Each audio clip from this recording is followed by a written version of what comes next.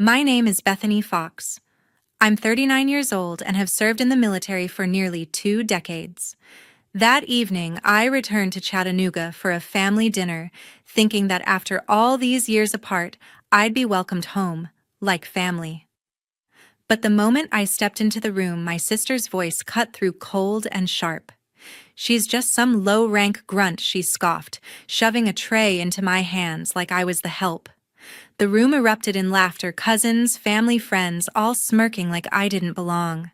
My face burned, but I stood tall, gripping that tray. They had no idea how far I'd come to stand here today, and they definitely didn't know what I was holding back. My father's legacy, a secret worth millions, was in my hands. Then my sister's fiancé took the mic. He turned to me, gave a formal salute, and said something. Just one sentence. The entire room fell silent. The laughter vanished. Every eye in that room shifted toward me, not with ridicule this time, but with confusion and shock. And my sister's smug little smile, gone. But before I tell you exactly what happened that night, tell me, where are you watching from? I always wonder who's out there listening and whether you've ever felt what I felt that night. Drop a comment below and join me as we uncover the truths no one dares to speak at the dinner table. I pulled up to the sprawling mansion on Lookout Mountain, my heart heavy with a mix of hope and dread. This was home, or at least it used to be. I hadn't been back in years, not since I chose the army over the family's fashion empire. The front door swung open and my mother stood there, her posture rigid, her designer dress screaming wealth. "You're late," she snapped, her eyes scanning me like I was a recruit who'd failed inspection. "We need extra hands for the dinner tonight. You can start by setting the tables." I stepped inside, the familiar scent of polished wood hitting me, but something was off. The framed photo of my West Point graduation, the one Dad had hung with pride, was gone. In its place was a portrait of my mother and sister, their smiles smug like they'd erased me from the family. My sister sauntered in her heels, clicking on the marble floor. "Still playing soldier," she said, her voice dripping with mockery. She tossed me a stack of napkins. "Make yourself useful for once." I bit my tongue, the sting of her words sharper than I'd expected. Growing up, she'd always been the golden child, running the marketing for the family's fashion line, basking in mother's approval. I was the odd one out, the one who'd traded designer dresses for combat boots. But I wasn't here to fight, not yet. I folded the napkins, my hands steady, my mind racing. They thought they knew me, a washed-up soldier with no place in their world. They had no idea what I'd become, or what I knew about Dad's legacy. Mother walked by, her phone pressed to her ear, barking orders about the dinner. "Make sure the guests know we hit 10 million in revenue this quarter," she said, not even glancing at me. I caught her eye for a moment, hoping for a flicker of warmth, but she turned away, her expression cold as stone. I remembered Dad's voice, his stories of honor and sacrifice, the way he'd believed in me when no one else did. That memory kept me grounded even as their dismissal cut deep. My sister circled back, her eyes narrowing. "Don't embarrass us tonight," she said, her tone sharp. "This dinner is for important people. Investors, media, not your kind." She smirked, adjusting her diamond bracelet. I wanted to snap back to tell her I'd led missions in war zones, that I wasn't the nobody she thought. But I held back. I'd learned long ago that words didn't win battles, actions did. And I had a plan, one they wouldn't see coming. As I set the tables, I noticed a stack of documents on the sideboard, half hidden under a vase. The top page had Dad's name on it, something about a trust fund. My pulse quickened. I'd heard whispers about his estate money he'd set aside before he passed, but Mother always claimed it was tied up in the business. I didn't touch the papers, not yet, but I knew they held answers. Answers I'd need before this night was over. The guests started arriving, their laughter echoing through the house. I moved through the crowd, invisible in my plain slacks and blouse, carrying trays as instructed. Every smile, every glance from the guests felt like a judgment. They saw what my family wanted them to see, a failure, a nobody. But I wasn't here to play their game. I was here for Dad, for the truth he'd left behind. And when the moment came, I'd make sure they all knew exactly who I was. That night, I couldn't sleep.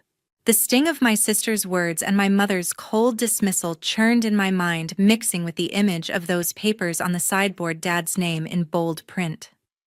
I grabbed my keys and slipped out of the guest room, the mansion's silence heavy around me. I needed air, a place to think. I drove through the dark streets of Chattanooga, the city lights fading as I climbed toward Signal Point. It was a quiet spot overlooking the Tennessee River where Dad used to bring me when I was a kid. Back then we'd sit on the benches, just the two of us, talking about life, honor, and what it meant to stand tall. I parked and stepped out, the cool night air brushing my skin. The stars were sharp above, and for a moment I could almost hear Dad's voice again. He was a colonel, a man who'd seen war and carried its weight, but he never let it dim his fire. Bethany, he'd said once, his eyes steady, the world's full of noise, people shouting, demanding, tearing each other down. But it's the small, steady flames that light the way. Be that flame. I was maybe 12 then, too young to fully grasp it, but those words stuck like a compass in my heart. I walked to the overlook, my boots crunching on the gravel path. Signal Point was where Dad taught me to dream big, to see beyond the glitz of my mother's world. He'd tell stories of his army days, not the battles, but the quiet moments, soldiers sharing coffee under a desert sky or helping a village rebuild after a storm. It's not about glory, he'd say. It's about doing what's right, even when no one's watching. I leaned against the railing, staring at the river below, its current steady despite the darkness. That was Dad, steady, unshakable, even when my mother and sister mocked his values, calling them old-fashioned. I thought about the last time we sat here, just before I left for West Point. He'd been sick, his face thinner, but his grip on my hand was strong. "You're choosing a hard path, kid," he said. "Not everyone will understand, especially your mother and sister. They'll try to pull you down, but you've got fire in you. Don't let them snuff it out." I'd promised him I wouldn't. A week later he was gone, his heart giving out before I could say goodbye. The pain of that loss hit me again, sharp and raw, like it was yesterday. Those papers I'd seen in the mansion, they weren't just numbers. They were Dad's legacy, a trust fund he'd set up, money meant for something bigger than my mother's fashion empire. I didn't know the details yet, but I felt it in my gut. My sister and mother were hiding something, twisting what Dad had built to serve their own ends. The thought made my blood boil, not out of anger, but resolve. I wasn't that kid anymore, the one they could push around. I'd led teams through chaos, made choices that saved lives. I wasn't going to let them erase Dad's memory or steal what he'd left behind. I sat on a bench, the same one Dad and I used years ago. A memory flashed, him handing me his old dog tags, the metal cool in my palm. "These carried me through," he'd said. "They'll carry you too." I pulled them out of my pocket now, the tags worn but solid, a piece of him I always kept close. Running my fingers over the engraved letters, I felt a spark reignite. This wasn't just about me. It was about honoring Dad, about making sure his values lived on. My sister and mother could laugh, could call me a nobody, but they didn't know the strength I'd built, or the truth I was about to uncover. I looked out at the city below, its lights flickering like the flames Dad talked about. I wasn't here to beg for their approval. I was here to fight for what was right, to protect what Dad had entrusted to me. The dinner tomorrow would be their stage, their chance to show off. But I'd be ready. I'd make sure Dad's legacy shone brighter than their lies. As I drove back to the mansion, the dog tags heavy in my pocket, I knew one thing for sure: this was only the beginning. As I pulled back into the mansion's driveway after Signal Point, my phone buzzed with a message. It was a number I didn't recognize. "Meet me at the Daily Grind, 9 a.m. tomorrow. We need to talk about your father's trust. Corey." My heart skipped a beat. Corey Bates. My sister's fiancé was the last person I expected to hear from. I barely knew him. Just a few polite nods at family gatherings before I left for the army.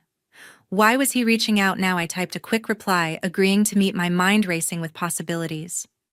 Dad's words from last night echoed, "Be that flame." I wasn't sure what Corey wanted, but I felt a spark of hope. The next morning, I walked into the Daily Grind, a cozy coffee shop in downtown Chattanooga, its air thick with the scent of roasted beans.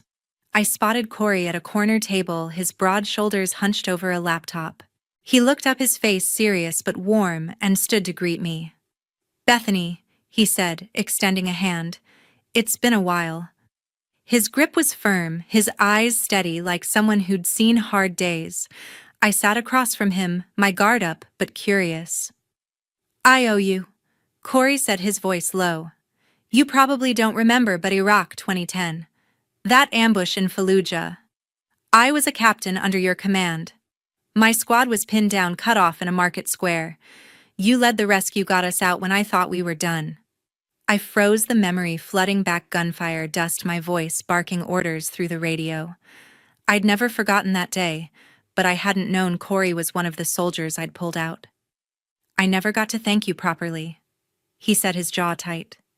"You saved my life." I nodded, unsure how to respond. "Just doing my job," I said, but his words hit deep.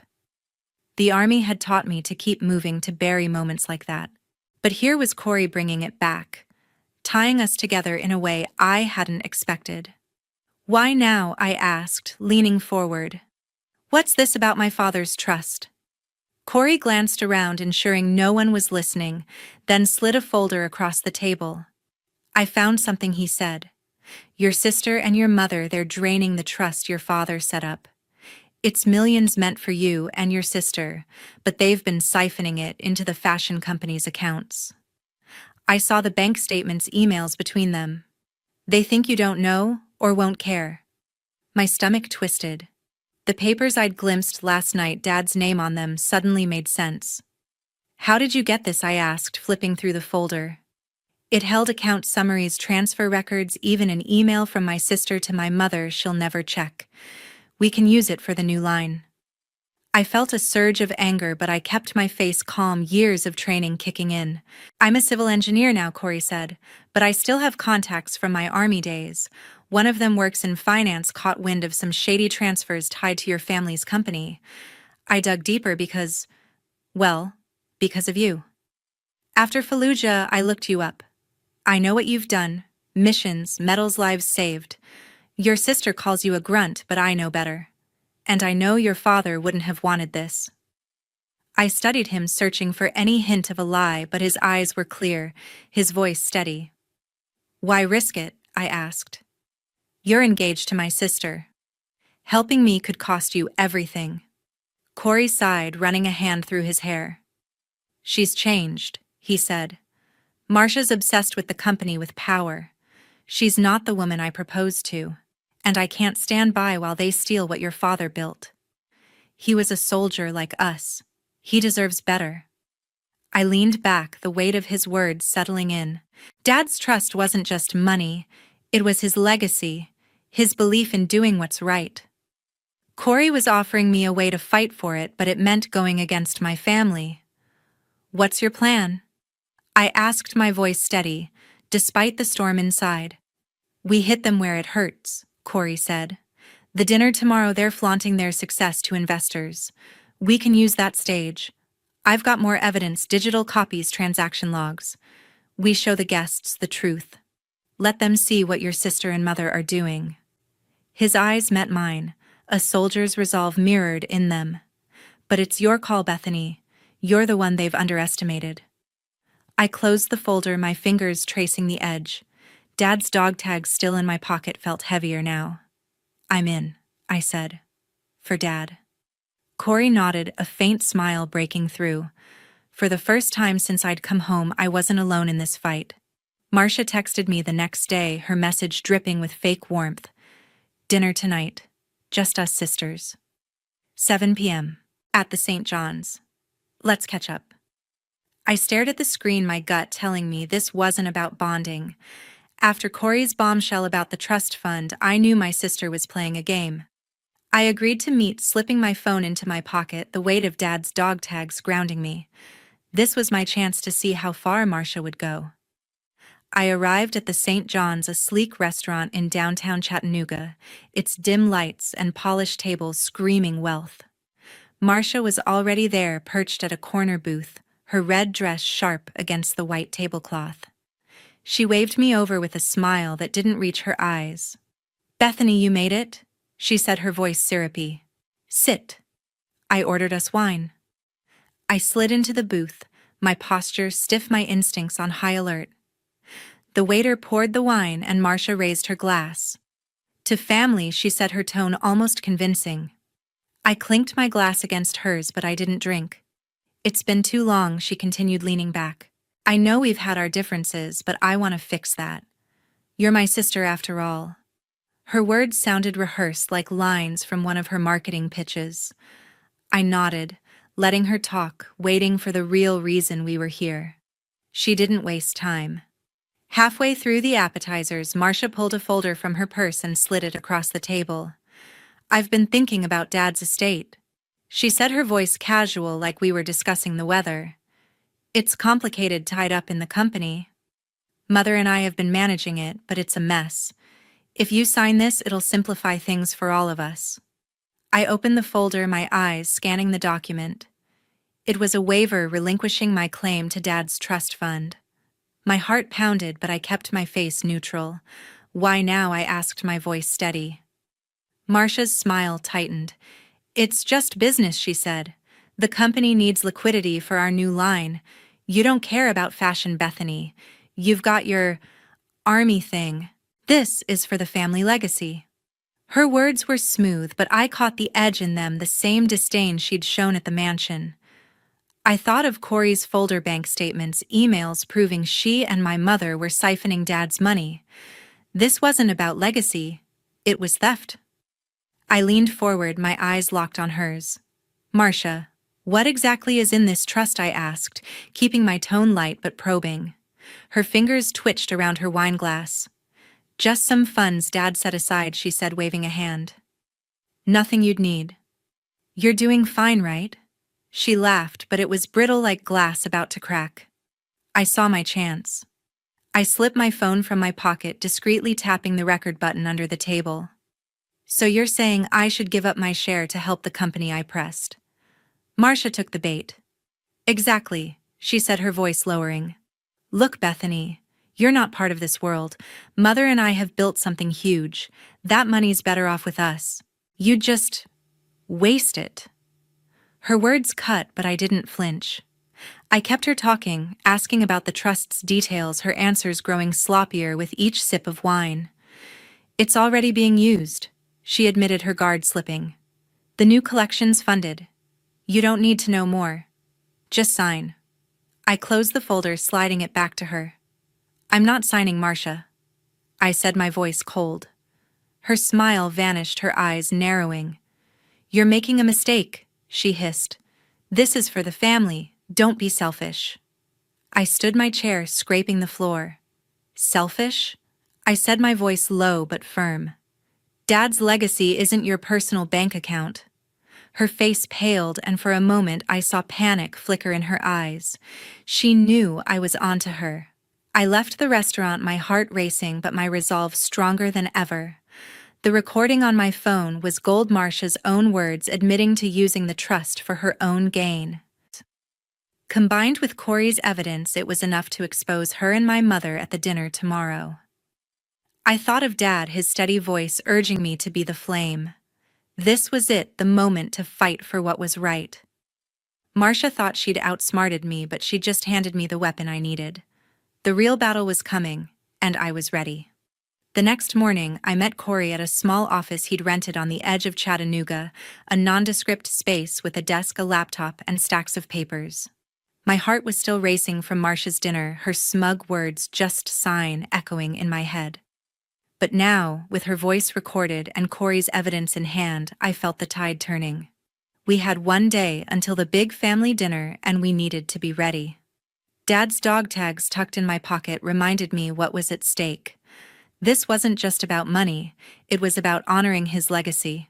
Corey was already at work, his laptop open to a spreadsheet of bank transactions. "I've been digging deeper," he said, pushing a stack of documents toward me. These are the transfers your sister and mother moved over $2 million from your father's trust to the company's accounts. I've got emails too, ones they didn't bother to encrypt. They're careless, Bethany. They think you're out of the picture. I flipped through the papers, my eyes catching dates and numbers. One email from Marcia to my mother stood out. She's clueless. The trust is ours now. My jaw tightened. Clueless, I'd spent years leading soldiers through chaos, making split-second decisions under fire. Marcia's arrogance was her weakness, and we were about to exploit it. How solid is this? I asked Corey, tapping the stack. Rock solid, he said, his voice steady. My finance contact cross-checked every transaction. I've also got digital backups on a secure drive. We can project these at the dinner show, the guests, the investors, the media. They'll see the truth. His eyes met mine, a spark of the same resolve we'd shared in Iraq. I nodded. Good. Let's make it undeniable. Corey pulled up a draft of our plan on his laptop. We'll need a projector at the restaurant, he said. I've already talked to the manager at the St. John's. He's discreet, owes me a favor. We load the evidence onto a USB drive, play it during your speech. Timing's everything. We hit when Marcia and your mother are at their peak, basking in the applause.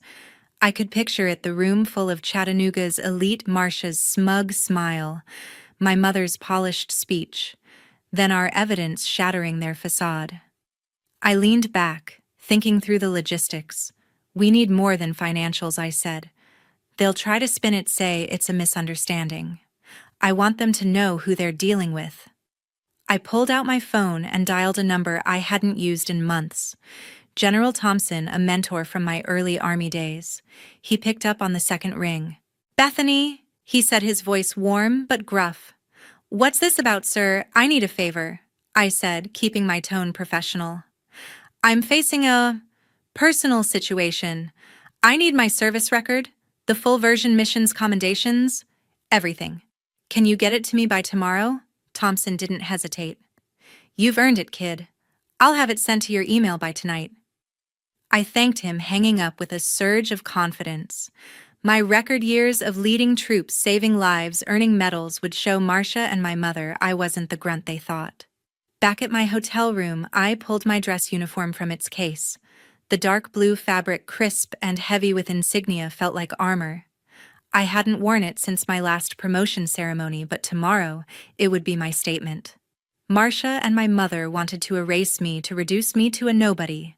This uniform with its rows of ribbons and stars would remind them and everyone else who I was.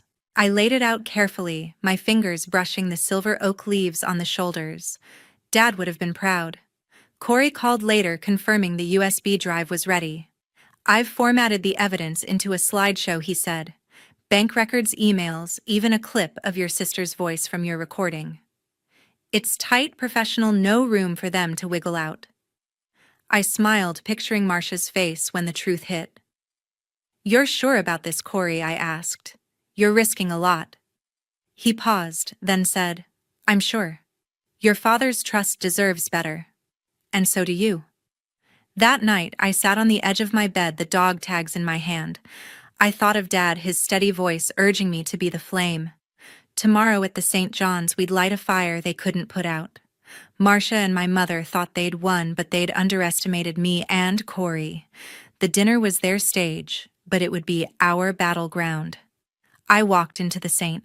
John's, the same upscale restaurant where Marcia had tried to trick me 2 nights ago. Tonight, the place was transformed, tables draped in white linen chandeliers casting a warm glow, and a crowd of Chattanooga's elite buzzing with anticipation. My dress uniform felt like a second skin, the silver oak leaves on my shoulders gleaming under the lights. Dad's dog tags tucked in my pocket gave me strength. This was the moment Corey and I had planned for, the moment to set things right. I stayed in the shadows near the entrance, watching the room. My mother, Pearl, stood at the head table, her designer gown impeccable, her voice commanding as she welcomed the guests. Tonight we celebrate the Fox family legacy, she said, raising a glass. Our fashion empire has reached new heights and we're just getting started.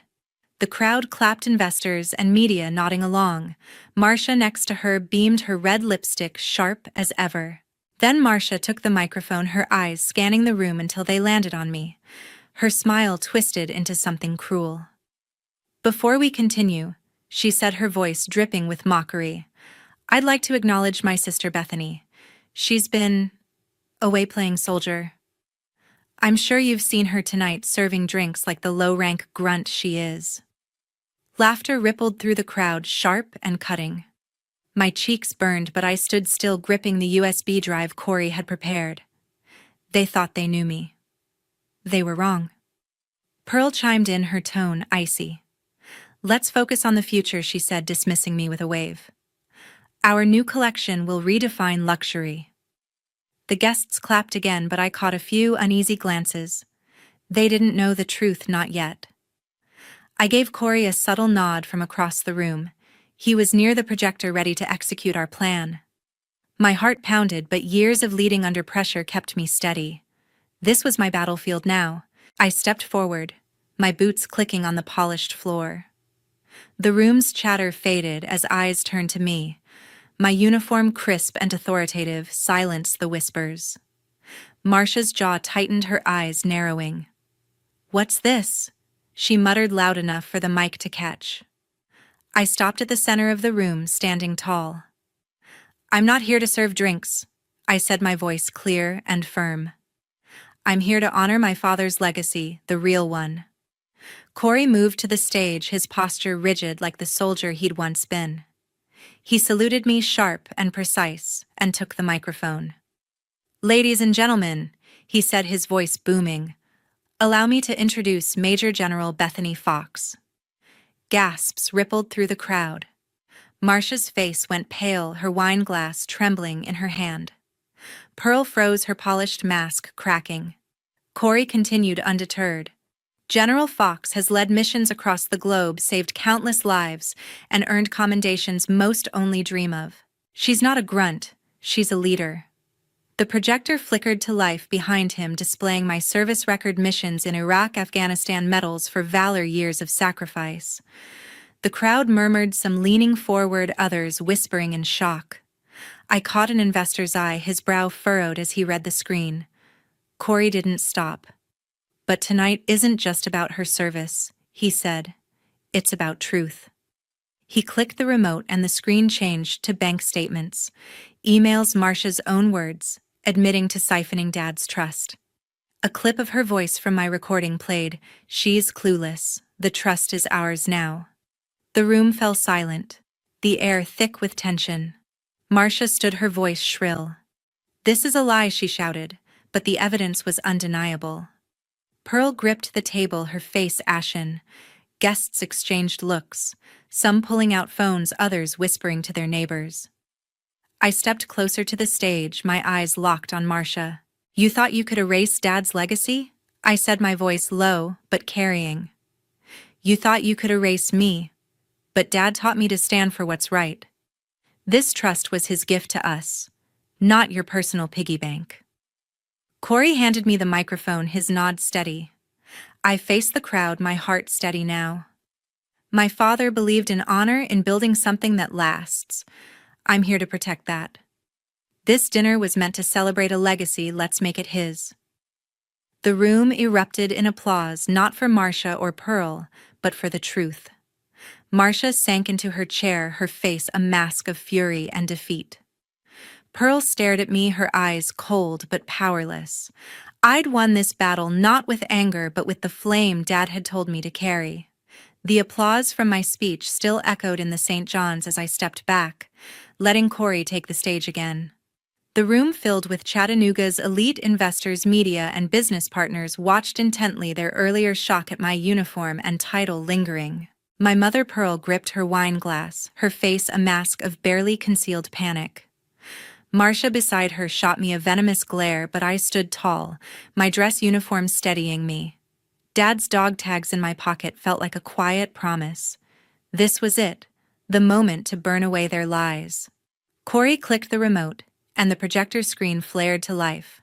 "There's more to the Fox family legacy," he said, his voice calm but cutting. Not the one you've been sold tonight, but the truth. The screen displayed a video pieced together from the evidence we'd gathered. Bank statements scrolled by showing millions siphoned from Dad's trust into the fashion company's accounts.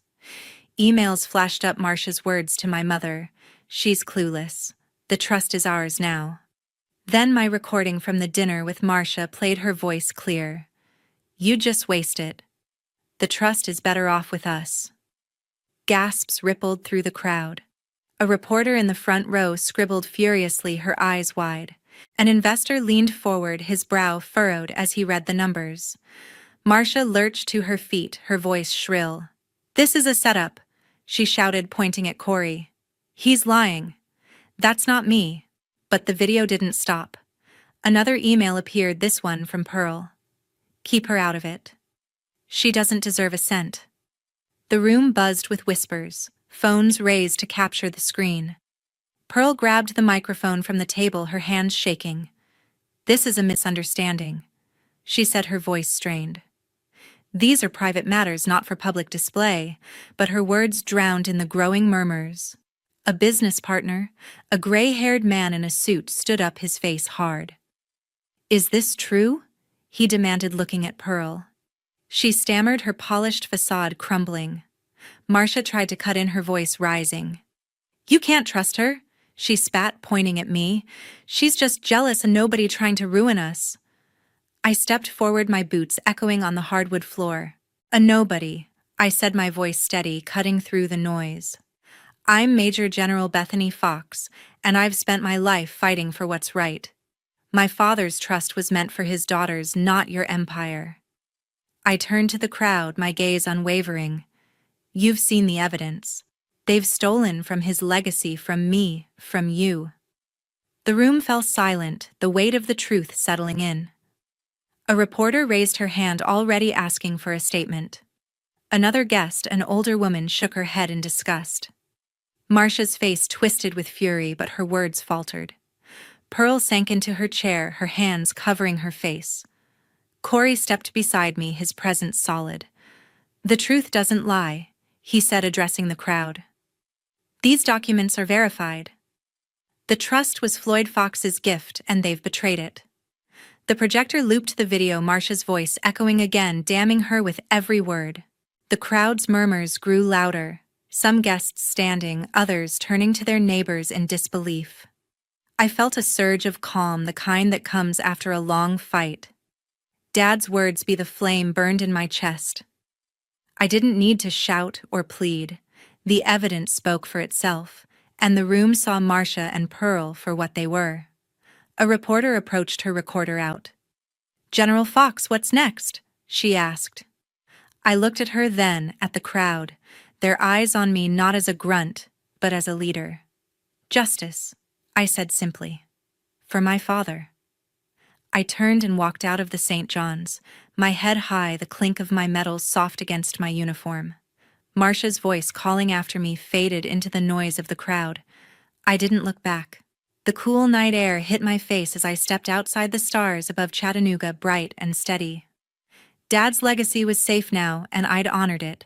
Whatever came next, lawsuits, headlines, or apologies, I'd face it as I always had, with strength, with truth, and with the flame he'd taught me to carry. Days after the dinner at the St. John's, Chattanooga was abuzz with headlines. Fox fashion empire, rocked by embezzlement scandal. One newspaper blared. Another ran a photo of Marcia, her face contorted in fury, with the caption, "Family betrayal exposed at gala." My sister and my mother, Pearl, had become pariahs overnight. Investors pulled out, their once lauded fashion company teetering on the edge of collapse. Social media was relentless, clips of Corey's video, my recorded words from Marcia's dinner spread like wildfire. The truth I'd fought for was out, and it had torn their carefully crafted world apart. I sat in my hotel room, scrolling through the news on my phone. The weight of Dad's dog tags in my pocket grounded me, a reminder of why I'd done this. It wasn't about tearing Marcia and Pearl down. It was about protecting what Dad had built, what he believed in. But the cost was real. My phone buzzed with messages from distant relatives, some supportive, others accusing me of airing family secrets. Marcia hadn't called, and neither had Pearl. Their silence spoke louder than any apology could. I knew then that our family, fractured as it was beyond repair. I met Corey for coffee a week later at a quiet diner outside town. He looked tired but resolute, his laptop open to a legal document. "The trust is secure," he said, sliding a folder toward me. "Your father's assets are back where they belong, under your control. Marcia and Pearl can't touch them now." I nodded, flipping through the papers. The numbers were staggering, millions Dad had set aside for me and Marcia, now safe from their grasp. "What about you?" I asked, my voice soft. "You've lost her." Corey leaned back, his jaw tight. "Marcia made her choice long before this," he said. "I proposed to someone I thought shared my values. I was wrong. Helping you was the right thing for your father, for justice." His words echoed Dad's lessons, the ones I'd carried through every mission. I thanked him, my heart heavy but grateful. Corey had risked everything, and I'd never forget it. Back at my hotel, I made a decision. Dad's trust wasn't just money, it was his belief in doing good, in standing tall. I couldn't let it sit in a bank gathering dust. I contacted a lawyer and set up the Floyd Fox Veterans Fund, an organization to support former soldiers' education, healthcare, a lifeline for those who'd served. The trust's millions would fund scholarships, mental health programs, and job training. It felt right, like a piece of Dad was still here, helping others the way he always had. Months later, I received a letter handwritten on simple stationery. It was from Willow Dean, a college freshman in Nashville. "Dear General Fox," it began. "I'm a Marine's daughter. Your fund paid for my tuition when my family couldn't. I'm studying nursing to give back just like you. Thank you for believing in people like me." I read it twice, my eyes stinging. Willow's words were proof that Dad's legacy lived on, not in wealth or fame, but in lives changed. I tucked the letter into my wallet next to Dad's dog tags. It was a reminder of why I'd fought, not for glory, but for impact. I thought back to the years I'd spent proving myself, first to my family, then to the world. Marcia's taunts, low-rank grunt, had stung because they echoed my own doubts. But standing in that dining room, my uniform gleaming, I'd silenced those doubts. My worth wasn't tied to their approval or their lies. It was in the choices I'd made, leading soldiers through danger, saving lives, honoring Dad's memory. I'd walked a path they'd never understand, and that was enough. Looking back, I realized the real battle wasn't just against Marcia and Pearl. It was against the voices, inside and out, that tried to dim my light. Dad had taught me to be a flame, to burn bright no matter the cost.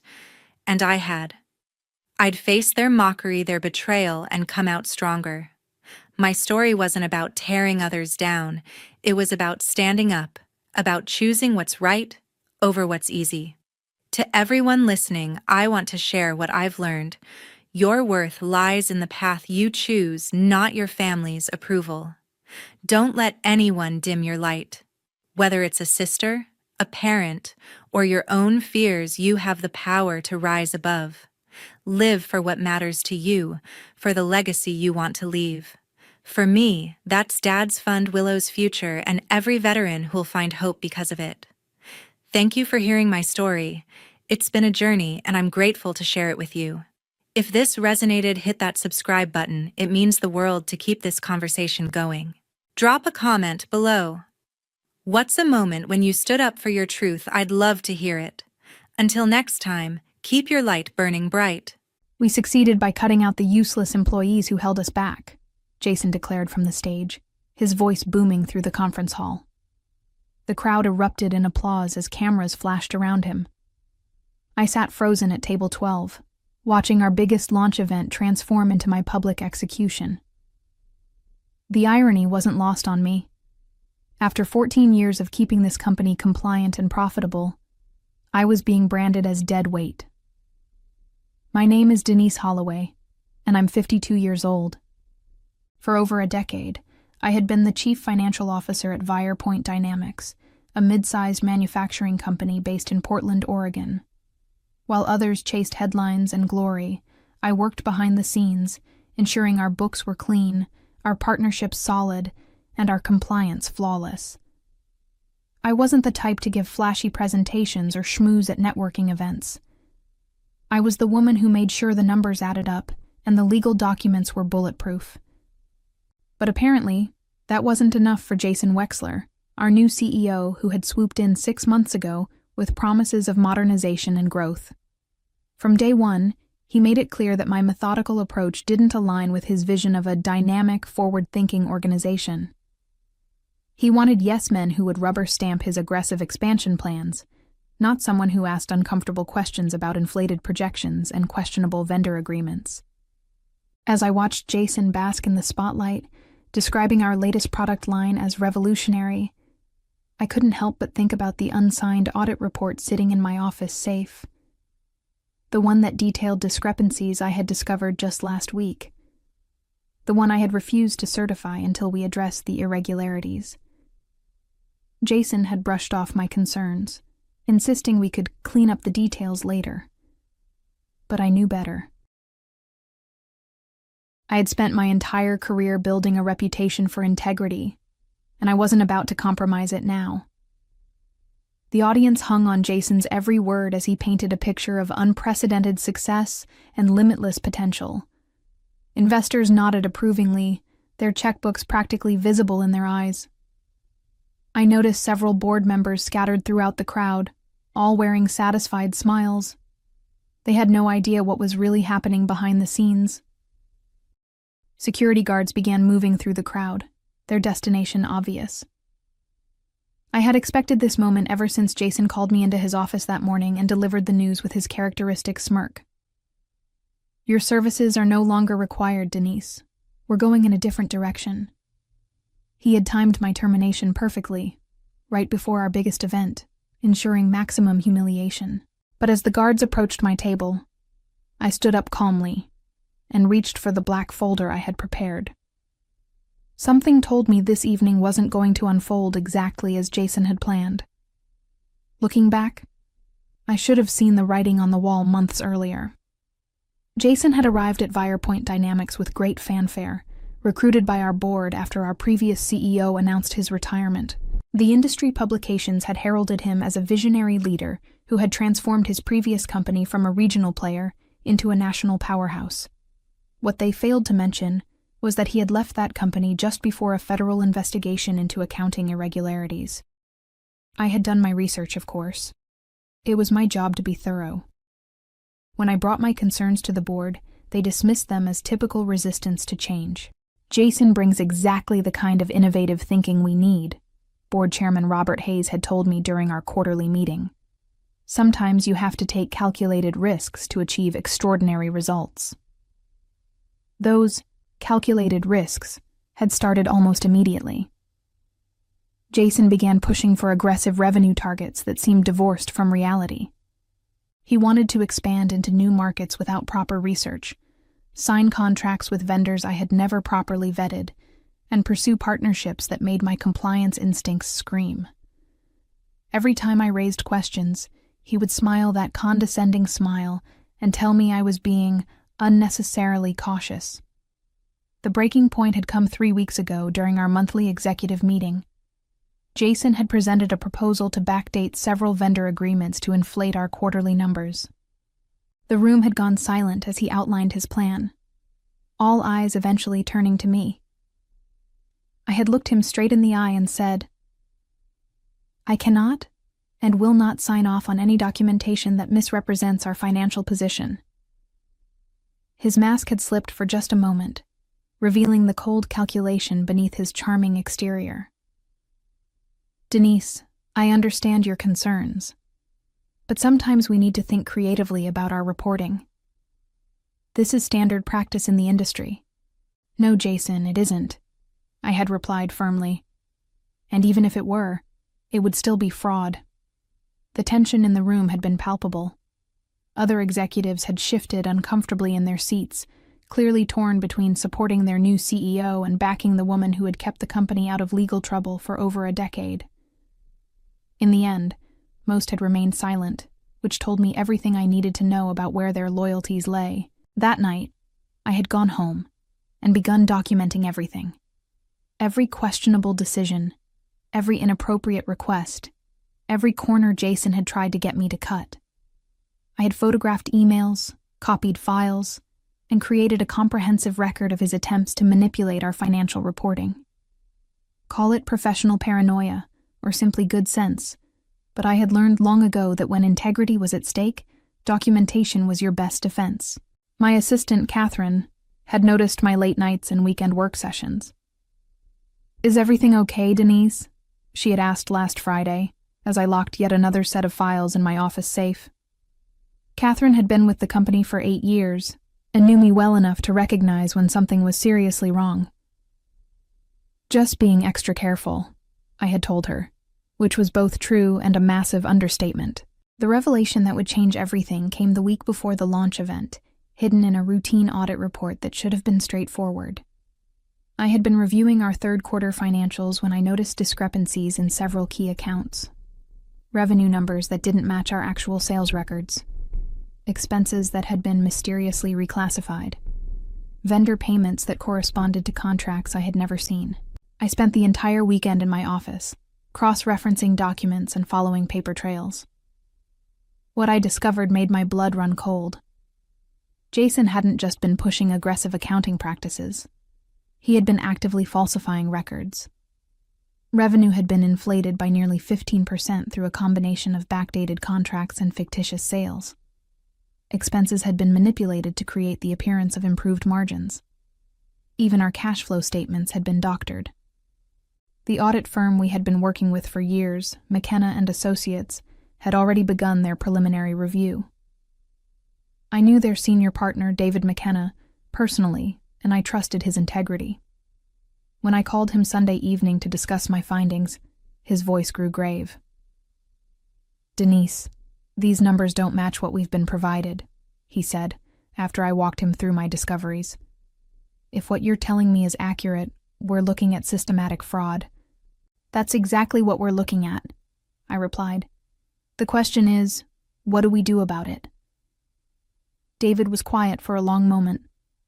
"We need to halt the audit immediately until these discrepancies can be resolved. I cannot sign off on financial statements that I know to be fraudulent."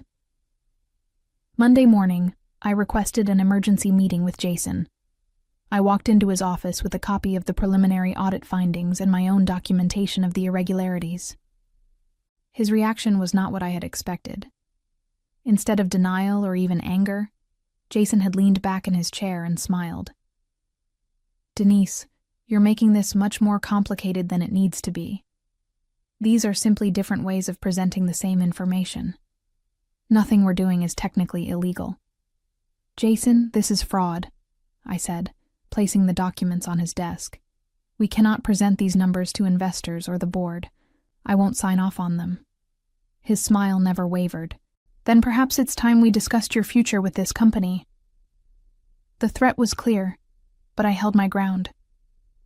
"Are you asking me to certify false financial statements?" "I'm asking you to be a team player." I stood up and gathered my documents. "Then I guess we have a problem." That conversation had sealed my fate, but it had also crystallized my resolve. Jason could fire me, humiliate me, even destroy my reputation. But he could not force me to compromise my integrity. As I prepared for what I knew would be my final week at Virepoint Dynamics, I made sure every piece of evidence was carefully preserved and organized. If Jason wanted to play hardball, I would be ready. The launch event would be the perfect stage for the truth to finally come to light. The evening of the launch event arrived with all the pomp and circumstance Jason had envisioned. The ballroom at the Everhart Hotel was decorated with Virepoint's corporate colors, and servers circulated with expensive wine and catered appetizers. Industry journalists mingled with potential investors, board members, and key clients. It was exactly the kind of high-profile gathering where Jason thrived. I arrived fashionably late, wearing my best black suit and carrying the folder that would change everything. Catherine had offered to attend with me for moral support, but I had declined. This was something I needed to do alone. As I entered the ballroom, I caught sight of Jason near the stage, surrounded by admirers and holding court like the consummate showman he was. The presentation began at 7 p.m. sharp. Jason took the stage with practiced confidence, his smile bright enough to power the entire hotel. He spoke passionately about innovation, market disruption, and Virepoint's bright future. The audience was captivated, hanging on his every word as he painted a picture of unprecedented growth and profitability. "Our third quarter results exceeded all expectations," he declared, gesturing toward the large screen displaying our supposedly stellar financial performance. "Revenue is up 18% year over year, and our profit margins have improved significantly thanks to strategic operational improvements." I felt my stomach tighten as I watched him present the fraudulent numbers with such conviction. Several investors in the audience were nodding approvingly, clearly impressed by what they perceived as outstanding financial health. Board Chairman Robert Hayes beamed from his front row seat, obviously pleased with his choice of CEO. Jason continued his presentation, outlining ambitious expansion plans and projected growth targets that were based entirely on the falsified financial foundation he had constructed. "We're not just growing," he proclaimed. "We're revolutionizing how this industry thinks about efficiency and profitability." Then came the moment I had been dreading and anticipating in equal measure. Jason's expression grew serious as he prepared to address what he called necessary organizational changes. "Success requires difficult decisions," he began, his voice taking on a more somber tone. "To achieve the results you see today, we had to eliminate inefficiencies and remove obstacles to progress. Sometimes that means parting ways with employees who are resistant to change or unable to adapt to new methodologies." The audience listened intently, clearly buying into his narrative of tough but necessary leadership decisions. I could see several investors nodding in understanding, accepting the premise that successful companies sometimes had to make hard choices about personnel. "We succeeded by cutting out the useless employees who held us back," Jason declared with renewed energy, his smile returning. The crowd erupted in enthusiastic applause, and I felt the weight of every eye in the room. Some attendees knew exactly who he was referring to, and I could feel their gazes burning into me. Security guards began moving through the crowd, their destination unmistakably my table. Jason had orchestrated this moment perfectly, public humiliation followed by physical removal, all in front of the people whose opinions mattered most to our industry. It was a masterclass in character assassination. But as the guards approached, I stood up calmly and began walking toward the stage. The crowd grew quiet, sensing that something unexpected was happening. Jason's smile faltered slightly as he noticed my movement, but he quickly recovered, probably assuming I was about to make some kind of desperate plea or emotional outburst. I climbed the steps to the stage with measured composure, my black folder clutched firmly in my hands. The ballroom had fallen completely silent, hundreds of eyes focused on the unfolding drama. Jason maintained his confident demeanor, extending his hand as if to shake mine in some gracious gesture of farewell. Instead, I handed him the folder. "Congratulations on your success," I said clearly, my voice carrying throughout the silent room. My tone was perfectly cordial, even warm, which seemed to catch him off guard.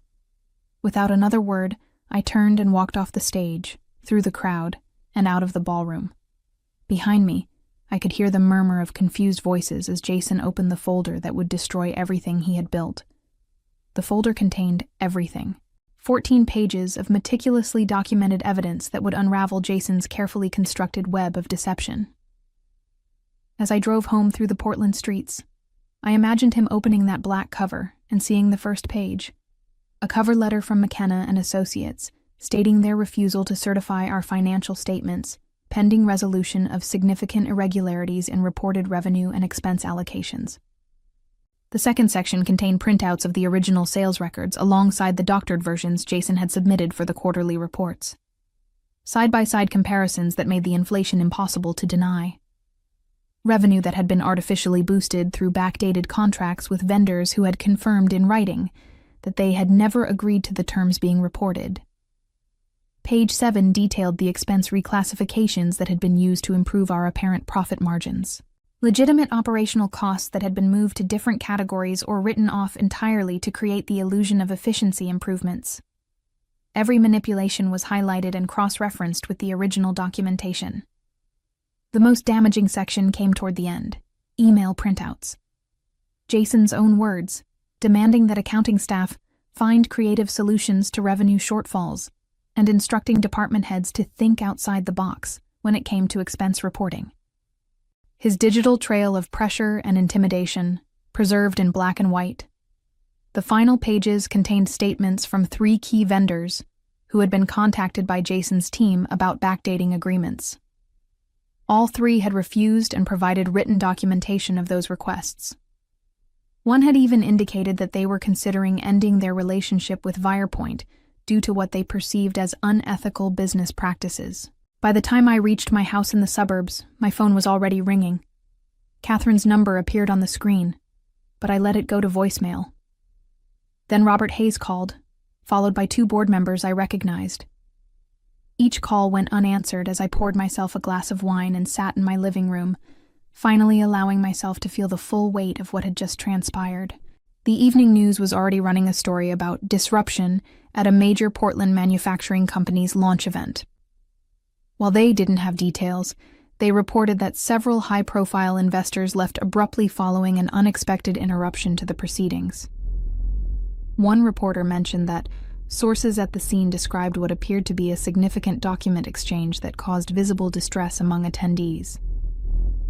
My phone buzzed with a text from David McKenna. Saw the news. Are you okay? I replied simply. Yes. The right thing was done.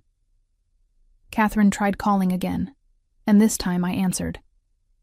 Denise, what happened? The whole place went crazy after you left. Jason looked like he'd seen a ghost, and then investors started leaving in groups. Is everything okay?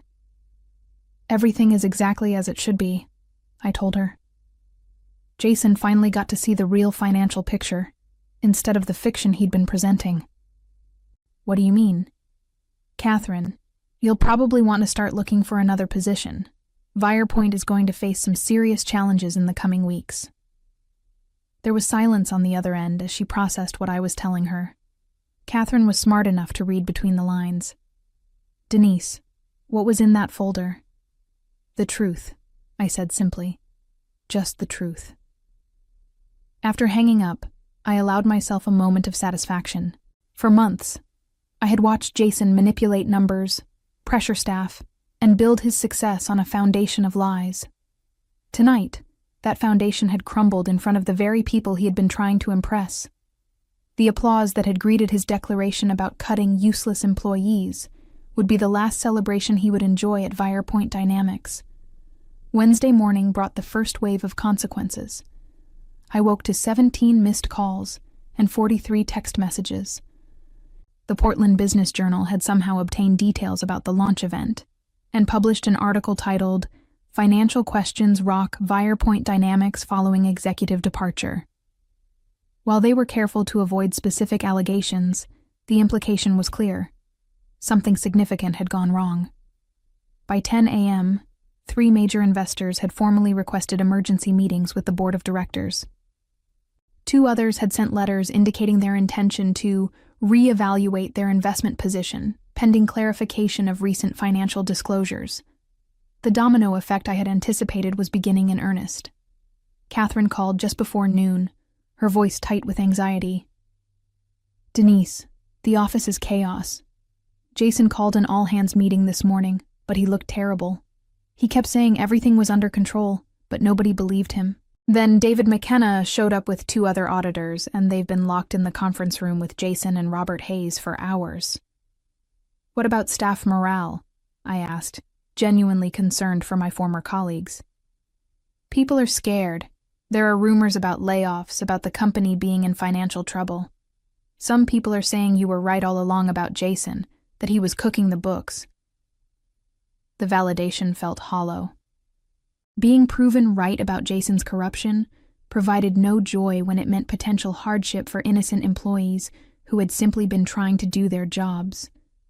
These were people I had worked alongside for years, professionals who deserved better than to have their careers disrupted by one man's greed and ambition. Thursday brought news that Jason had been placed on administrative leave pending a comprehensive audit. The announcement came through a terse press release that cited ongoing financial review processes and the need for complete transparency during the evaluation period. Reading between the lines, it was clear the board was positioning itself to cut ties with Jason entirely. Friday afternoon, I received an unexpected call from Marcus Wright, CEO of Bright Ridge Manufacturing, one of Virepoint's primary competitors. I had known Marcus professionally for several years through industry events, and I respected his reputation for ethical leadership. "Denise, I heard about the situation at Virepoint," he said without preamble. "I also heard that you were the one who exposed whatever was going on over there." "Word travels fast in our industry," I replied carefully. "It does when someone shows real courage. Listen, I know this probably isn't the best timing, but I'd like to discuss an opportunity with you. We're looking for someone to head our financial operations, someone with unquestionable integrity and deep industry experience." The offer caught me off guard. In my focus on doing the right thing at Virepoint, I hadn't given much thought to what would come next for my career. The idea of joining a competitor, especially one with Bright Ridge's stellar reputation, was intriguing. "I appreciate the interest, Marcus, but I should probably let things settle down before making any major decisions." "Of course. But Denise, what you did took real guts. The whole industry is talking about it. There are a lot of people who respect what you stood up for." After hanging up, I realized that my professional reputation, which I had worried might be damaged by the confrontation with Jason, was actually being enhanced. The industry was recognizing my actions not as corporate disloyalty, but as professional integrity. Other executives were seeing what happened at Virepoint as a cautionary tale about the importance of ethical leadership. The following week would bring even more dramatic developments, but for now, I allowed myself to feel cautiously optimistic about both the immediate consequences of my actions and the longer-term possibilities for my career. The final blow came exactly 1 week after the launch event, delivered with the cold precision of a federal investigation.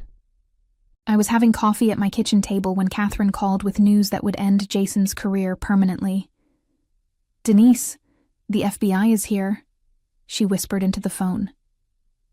"They arrived about an hour ago with warrants. They're seizing computers, files, everything. Jason was arrested at his house this morning." The speed of the investigation surprised even me. Apparently, one of the investors who had left the launch event had contacts within the Securities and Exchange Commission. The folder I had handed Jason hadn't just exposed him to our board and investors. It had triggered a federal investigation into securities fraud. "What about the staff?" I asked, my concern for my former colleagues overriding any satisfaction I might have felt about Jason's arrest. "Most people are being sent home while they complete the seizure. Human Resources is telling everyone that the company will continue operating, but honestly, nobody knows what's going to happen." The afternoon news confirmed what Catherine had told me, and more. Jason had been charged with securities fraud, wire fraud, and conspiracy to manipulate financial records. The charges carried potential sentences of up to 20 years in federal prison. Virepoint stock, which had been trading at record highs just days earlier, had been suspended pending the investigation. By evening, the story had reached the national business news. CNBC ran a segment about corporate fraud in mid-sized manufacturing companies, using Virepoint as a case study in how quickly fraudulent accounting practices could unravel. The reporter noted that the investigation had been triggered by whistleblower evidence provided by a former executive with intimate knowledge of the company's financial practices. Robert Hayes resigned from the board that same day, along with 2 other directors who had been instrumental in hiring Jason. The remaining board members appointed an interim CEO and announced their intention to cooperate fully with federal investigators. They also issued a public statement acknowledging that serious financial irregularities had been discovered and promising full transparency throughout the investigation. The irony was not lost on me. Jason had branded me as a useless employee who held the company back. In reality, I had been the only thing standing between Virepoint and complete destruction.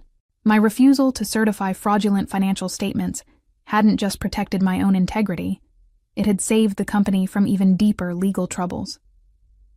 3 months later, I was sitting in the executive conference room at Bright Ridge Manufacturing, reviewing quarterly reports as their new chief financial officer. Marcus Wright had renewed his offer after the dust settled at Virepoint, and I had accepted, drawn by his commitment to ethical leadership and transparent operations. The transition had been remarkably smooth. Bright Ridge's financial systems were exactly what I had hoped to find, meticulously maintained, fully compliant, and refreshingly straightforward. After years of fighting Jason's attempts to manipulate our numbers, working with clean books felt like a relief I hadn't realized I needed. Virepoint had survived, though barely. The interim CEO had managed to steady the company by implementing aggressive cost-cutting measures and completely overhauling their financial reporting systems. They had also hired McKenna and Associates to conduct a comprehensive audit and implement new oversight procedures. Catherine had stayed on as part of the skeleton crew, working to rebuild the company's reputation and operations. Jason's trial was scheduled for the following year, but his legal team had already indicated they were seeking a plea agreement. Industry analysts estimated that his fraud had cost investors over $12 million in inflated valuations and false projections. Several civil lawsuits had been filed by pension funds and individual investors who had made decisions based on the fraudulent financial statements. The case had become a talking point throughout our industry about the importance of financial oversight and the courage required to speak truth to power. I had been invited to speak at 3 conferences about corporate governance and ethical leadership, though I had declined all requests. I preferred to let my actions speak for themselves. As I reviewed Bright Ridge's impeccable financial records, I reflected on how dramatically my life had changed since that night at the Everhart Hotel. Sometimes doing the right thing came with a cost, but sometimes it led to opportunities better than anything you had imagined. My phone buzzed with a text from David McKenna. Saw the Bright Ridge announcement. Congratulations on the new position. The industry is lucky to have someone with your integrity in a leadership role. Looking back on the path that had brought me here, I felt a quiet satisfaction in knowing that sometimes justice and professional success could align perfectly.